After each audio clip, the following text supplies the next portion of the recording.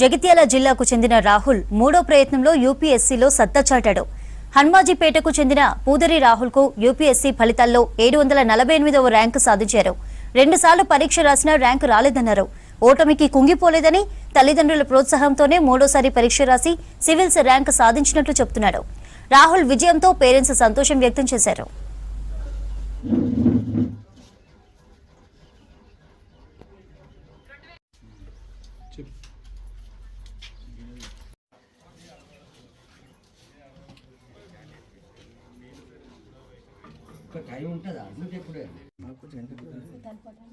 Hi అండి, నా పేరు పుదయ్ రాహుల్.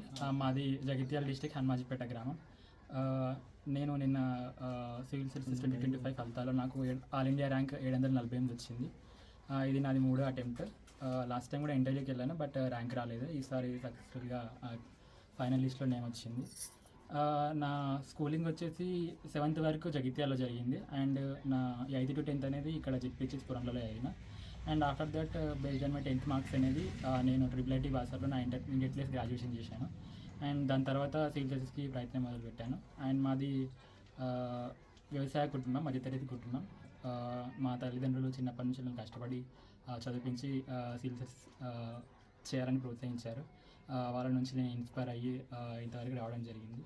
అండ్ నా ఫైనల్ గోల్ వచ్చేసి IAS రావడం. సో దానికి మళ్ళీ రావాల్సి వస్తుంది.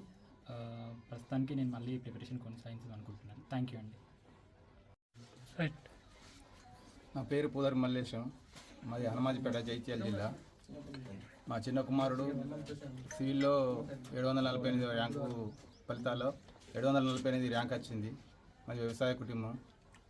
ఇక చదువు అంటే 7th వరకు ప్రైవేట్ స్కూల్లో చదివిండు. జడ్పీహెచ్లో 7th నుంచి 8th నుంచి జడ్పీహెచ్లో చదివిండు. 10th అయిన తర్వాత ఆ మార్కులను బట్టి బాసర్లో IIIT సీట్ వచ్చింది. అక్కడ సిఎస్సి వేసిండు. సిఎస్సి పూర్తయిన తర్వాత ఆ నుంచి అటు హైదరాబాద్ పోయి ఆనే కోచింగ్ తీసుకొని ప్రిపేర్ అయ్యి ఇది 3వ అటెంప్ట్ సివిల్కు.